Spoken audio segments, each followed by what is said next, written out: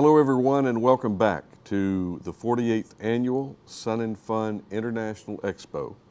I'm Ben Coleman, your anchor host here for the Florida Aviation Network, coming to you live and in the clear. And it is always a pleasure to be here, and sometimes it's more of a pleasure than others, and this is one of those times.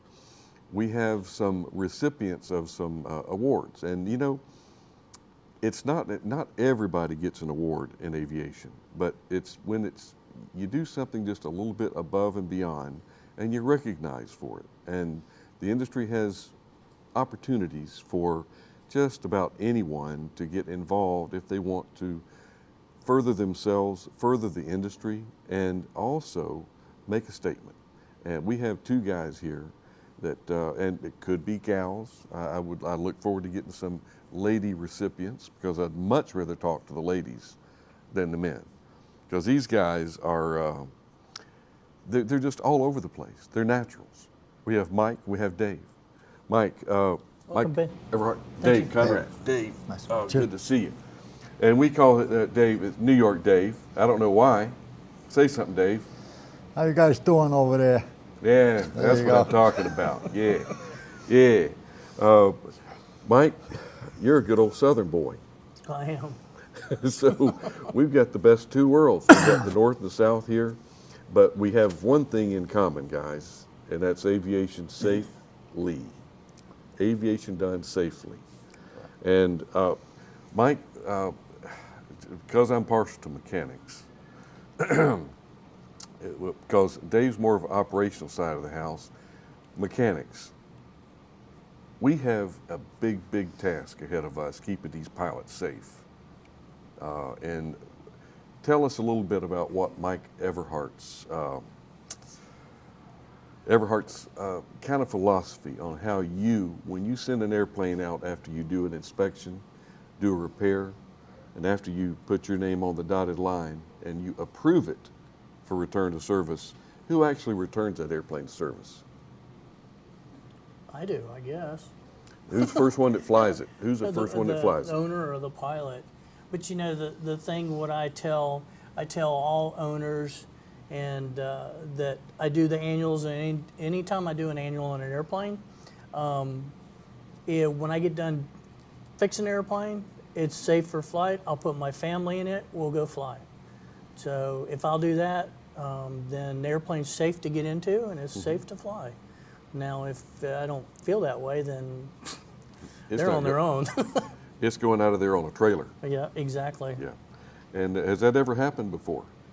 Airplanes on a trailer? Yeah. No, there's never been an airplane on a trailer that left our shop, but there have been airplanes that left our shop in the middle of the night. So. Oh, that sounded like a good story. Well, yeah, that airplane came from the Bahamas. Oh, So, okay. but there have been airplanes that were in our shop when they left. They flew out. Mm-hmm. So I've done two of those. And Mike, we try to make a little bit of, jab a little bit of fun at this, but it's a very, very serious business. And you have been recognized as, you know, being the Aviation Maintenance Tech of the Year. Mm-hmm. And that doesn't come accidentally, because your dedication to the industry and to our vocation, which is fixing airplanes and making sure that they meet their type design. In case you're working on, unless you're working on experimental aircraft. Do you do work on experimental or light sports? I work on everything. Okay. So, you know, and the thing is all the airplanes, my experience goes, it's a big wide range from airlines down to, I think the smallest one I've ever worked on was a 1946 Funk. Mm. So that was an interesting project because there's no maintenance manuals for that. So how do you do maintenance on that airplane? Common sense? No, you have to use the 4313. That's the one you have to use. So because there's no manuals. But that's the thing. Anytime you do maintenance, you have to go with the manuals. And I'm going to throw this back out there, and we're going to make them look it up because I talked earlier about resourcing and being resourceful. We want everybody to look up the 4313. what the heck is a 4313, and we're not going to tell them. They got to look it up. Mike, let's switch over to, because I noticed he was starting to get a little tear in his eye. Dave, he was starting to feel a little bit left out over there. But Dave, tell us about your fast team rep. What do you do to be a fast team rep? What do you do? So what do? I do outreach. I go out to various schools.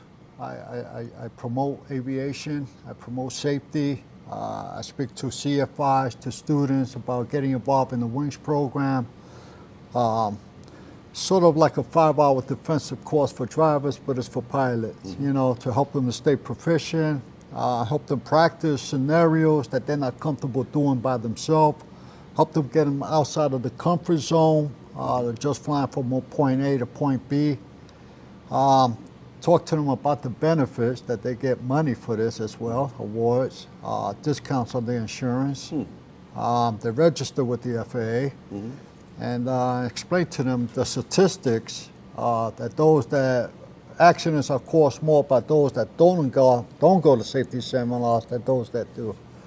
So it's very rewarding. And do you have to go to college to be a FAA fast team rep? You got to get a PhD, and no, just kidding. Of. No, yeah. you don't. You know, anyone can get involved. You don't have to be a CFI. You don't have to be a DPE. You could just be a pilot. And I really encouraged it. You know, we have safety seminars, and it's a good way to network. It's a good way to fellowship. You know, and share your stories. So no, you don't need a college degree. But you do need to have kind of a story to tell, or a story to listen to, because sometimes you get more out of the audience than you do, you know, us talking to ourselves. You can go talk to a mirror all day long. But That's it's right. sharing stuff out to the field. And one thing I didn't tell you guys is we have tally lights now. So if you want to say something to those 200,000 people out there, is it 200 or 250,000 now, Obi? It's 250? All right, so it's about 250,000 people you're reaching through that little red light right there. So we don't get locked up talking to each other. But back to Ed. Tell us. I mean, you have been a technician as long as I've known you, and we go back. You'd think it was like a bromance here, because God, we go back 30-something years. Mid-'80s. Yeah. And it was, when did you get involved with aircraft maintenance? 1981 when I joined the Navy. Okay, so okay. So yeah, I was stationed overseas with a VR squadron. We were a COD squadron. That, I don't know if anybody don't know what that is. It's carry-on board delivery, and our aircraft were C-1s, C-2s. We had Saberliners and RH-53 helicopters. So my specialty was I started out on the C-1s working on round engines, and then I got moved up to the turboprops, which helps me out today because that's what I do now. Is I work on King Airs, so Pratt & Whitney engines, not Allison's. But I started out that when I was in the reserves, I went into general aviation and worked for Executive Air Center at Orlando Executive Airport under Dave Harmon. And that's where he taught me. He was my mentor. He's the one that showed me the right way to do things in general aviation. And it just went from there. So, and you know, the thing is with an AMP certificate, it's a license to learn. So once you get this thing, you just keep going and going and going, and you'll learn. And I don't know everything about all these airplanes, and I've worked on a lot of airplanes, but I don't know everything about any of the airplanes. And if you learn, think that in your mind that, hey, I know everything there is about this airplane, well, you might as well go change another job. Get into something else, because that's when you make mistakes. So mistakes kill people. And how valuable, this is kind of a loaded question. Well, actually, to both of you guys, both of yous guys. Ewan's? How important is being resourceful enough to know where to find the right answer, is it, in your industry? Go ahead.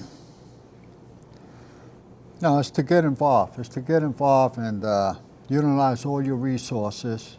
And that's what I do anyway. And we got plenty of books. We got plenty of information. I go to FAA website.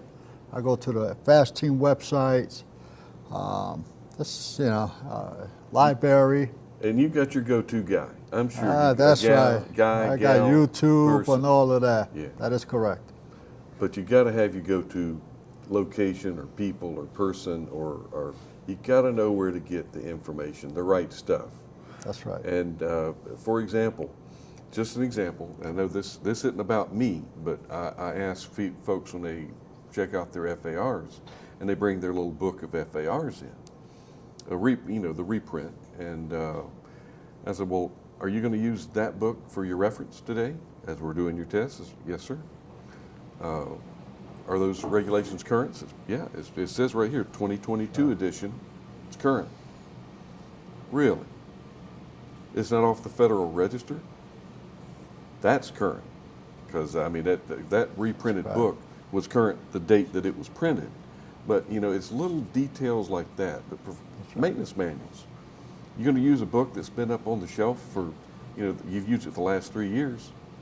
What's wrong with it? It depends on what aircraft it is. That's true. Now it's a 1973 Piper Arrow. That manual's current. Because there hadn't been any reprints since then. Right. However, this is where I'm just trying to pull out of everyone. Use the latest, the proper, correct, current data. And you guys, you go out probably, Dave, and talk to the public a lot more, I'm going to say, than Ed. Ed goes out and puts on presentations. As a matter of fact, tell us about your presentation coming up. Ed. I'm sorry, Mike. Everhart.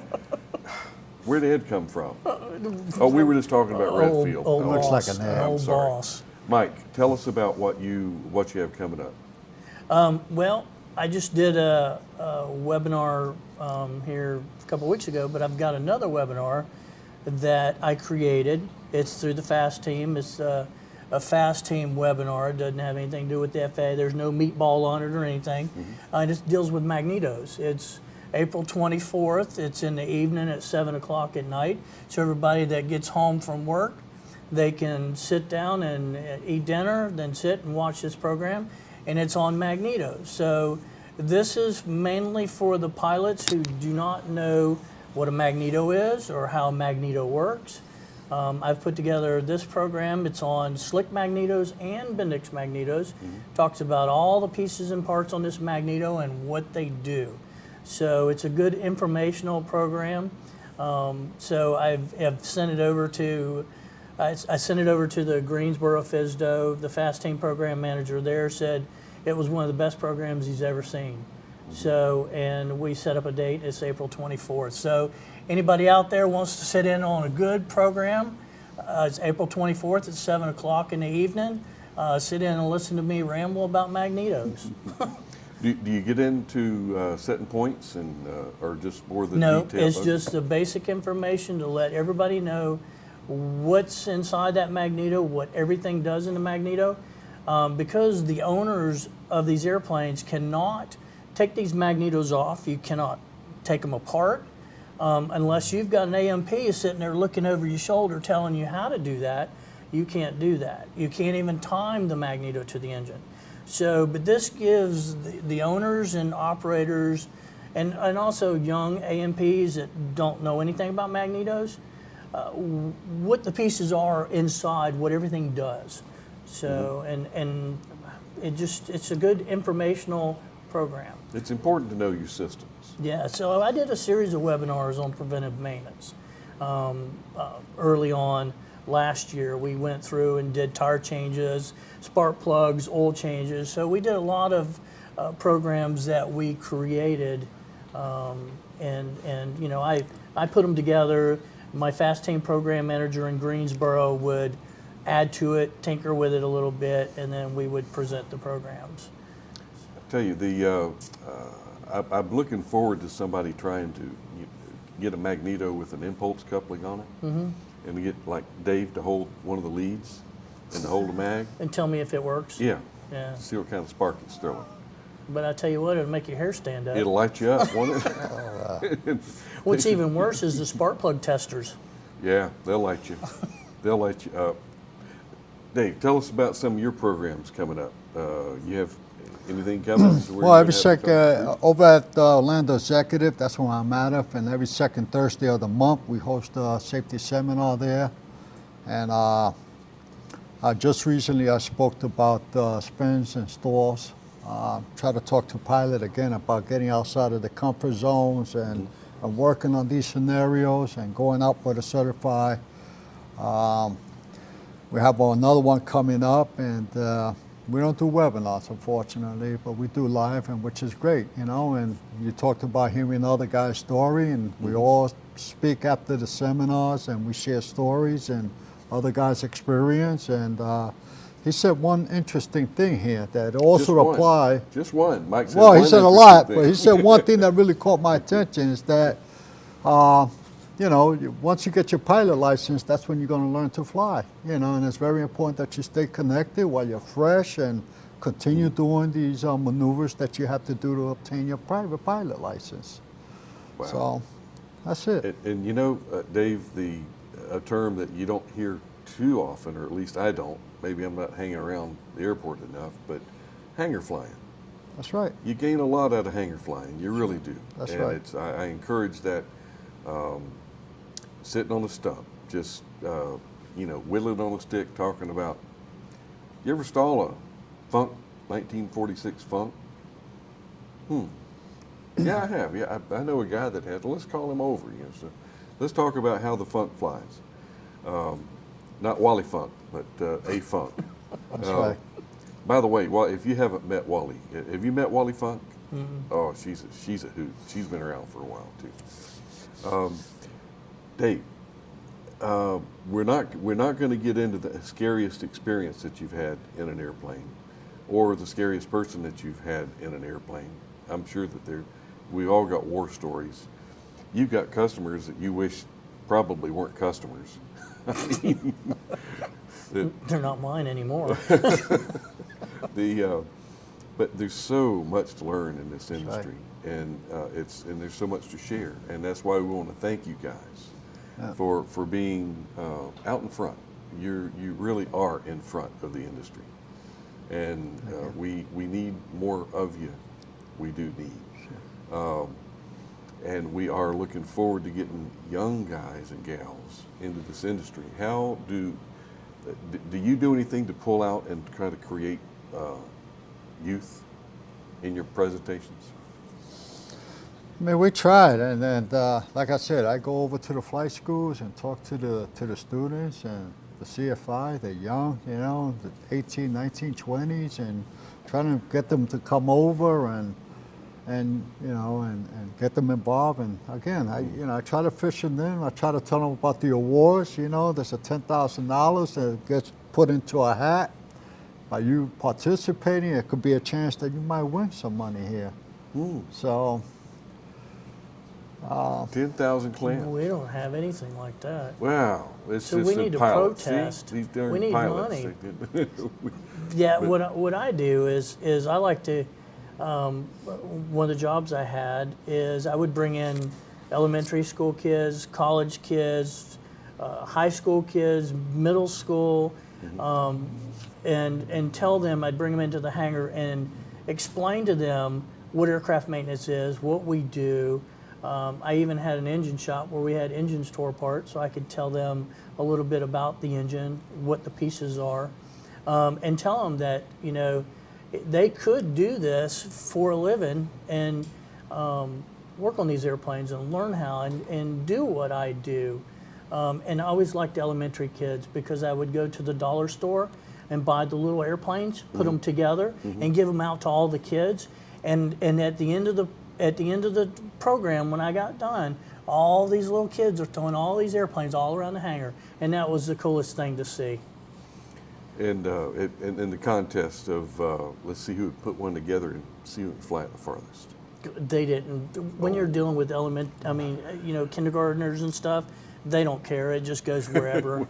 But at least they're doing it. Exactly. They're learning how an airplane flies by throwing these little dollar airplanes around the hangar.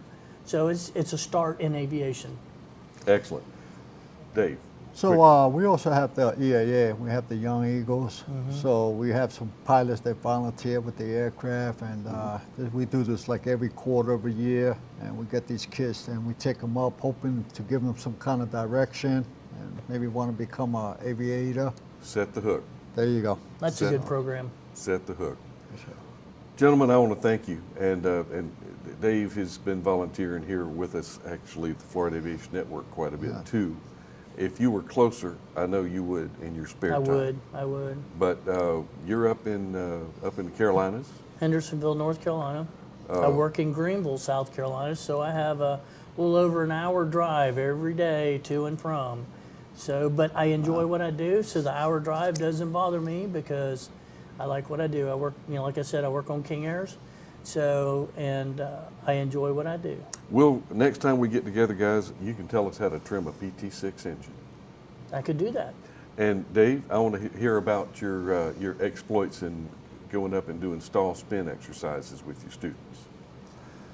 So next interview. You got it. Not this one, because these guys are telling me it's time to wrap it up. So we're going to make a wrap here. Gonna wrap it up. And thank you for joining us. And Ben Coleman, this is going to be a sign off, and we're going to be catching that next interview. Got some really good stuff, and I could tell you about it, but then you wouldn't tune in. So we'll see you next interview.